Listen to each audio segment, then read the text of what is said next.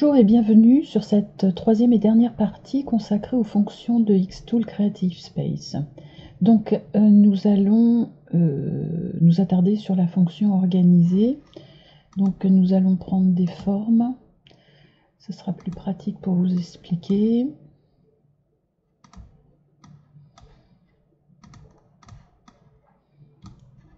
On va les changer de masque.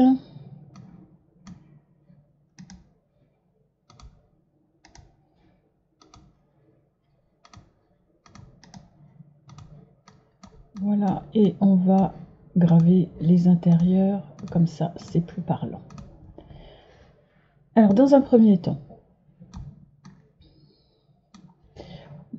nous avons notre rond, nous avons notre rectangle et nous avons notre triangle. D'ailleurs c'est pas un rond, c'est un ovale. Quel que soit l'emplacement des calques, ça ne changera pas l'emplacement de vos formes. C'est-à-dire celle-ci est au fond, celle-ci est intercalée entre les deux et celle-ci est devant. Ça, l'emplacement des formes ne changera pas quel que soit l'emplacement des calques. Donc voilà, si vous voulez changer les calques pour que la machine, par exemple, si votre calque rouge est comme ça, pour que la machine grave, vaut mieux faire le calque rouge, le calque bleu et le calque violet, de façon à ce que la machine vous grave dans ce sens-là, plutôt que de sauter le triangle, par exemple. Mais dans notre cas présent, pour les formes, pour l'emplacement de la forme sur votre espace de travail, ça ne changera rien. Donc, en prenant le triangle, si on fait à portée devant, il va mettre la forme en avant-plan. Si on lui dit de l'envoyer au fond, il va le mettre complètement à l'arrière-plan. Et si on lui dit d'avancer un peu, il va nous la caser entre les trois. Voilà, ça correspond à ça. Cette fonction sera intéressante, vous allez voir, d'en combiner. Parce que selon l'emplacement de la forme, vous n'aurez pas les mêmes résultats.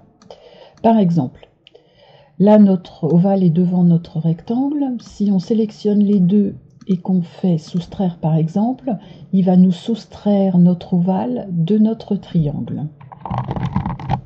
Si notre triangle est devant, c'est-à-dire on le met au premier plan, et qu'on fait soustraire, vous voyez, c'est le triangle qui est parti, c'est pas notre ovale. Donc vous voyez bien que selon l'emplacement de la forme, s'il est devant ou s'il est à l'arrière, on n'a pas les mêmes résultats quand on veut retirer une forme, donc combiner. Alors, ceci étant dit, pour utiliser la fonction combiner, je vais prendre des exemples, ça va être plus parlant. Nous avons déjà la fonction liée. Alors la fonction liée, c'est-à-dire qu'elle va lier les éléments entre eux. Par exemple, admettons qu'on veuille un rectangle.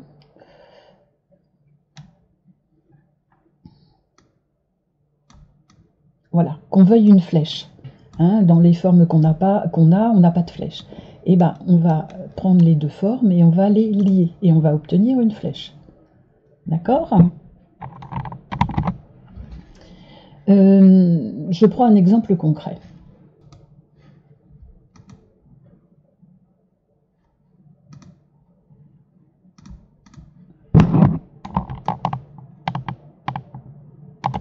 Alors, on va se faire un rond. On va faire un deuxième rond.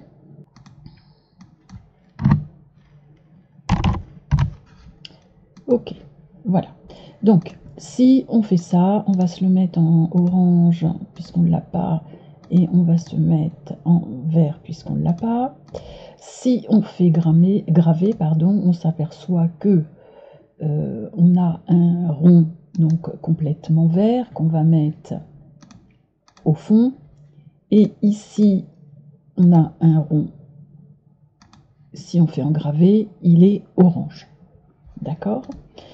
On sélectionne les deux, on fait combiner et on va faire soustraire. Et là on voit que maintenant notre cercle est vide. D'accord ?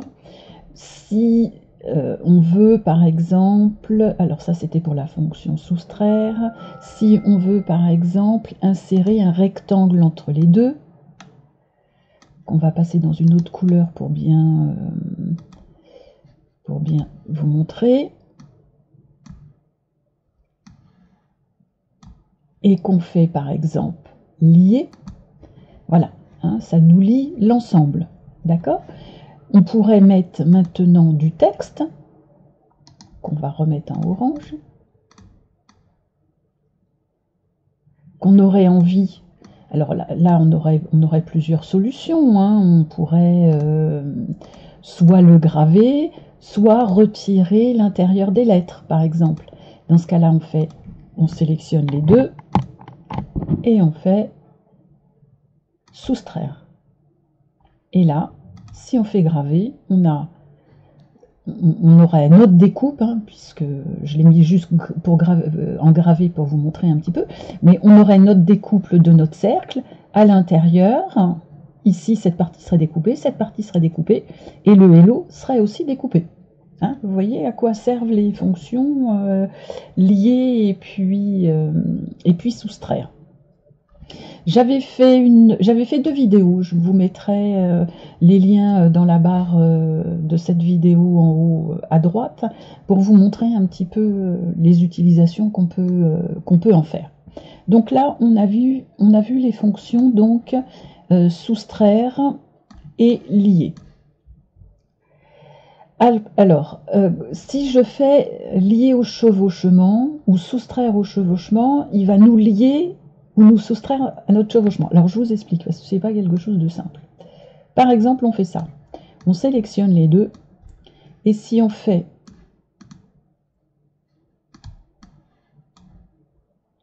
lier au chevauchement, il nous sélectionne que la partie des deux qui est commune.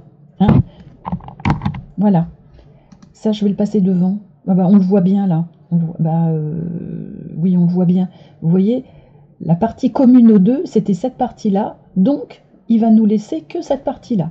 Alors, je ne sais pas trop, des exemples, j'en ai pas trouvé comme ça là. Mais bon, si j'ai des exemples, je les remettrai. Mais j'ai pas d'exemple précis pour vous montrer à quoi sert cette fonction dans des cas. Ensuite, on a la fonction, une autre fonction qui est soustraire au chevauchement. Et là, il vous soustrait la partie qui est chevauchée, hein, qui était commune aux deux. Hein, voilà. Au lieu d'enlever tout ce qui est à côté, hein, il vous enlève que cette partie-là. Hein. Donc peut-être qu'effectivement, c'est pareil, cette partie-là. Alors cette partie-là, si on peut l'utiliser au même titre qu'on a fait celle-ci, par exemple. Si je fais ça, donc on a toujours nos deux ronds.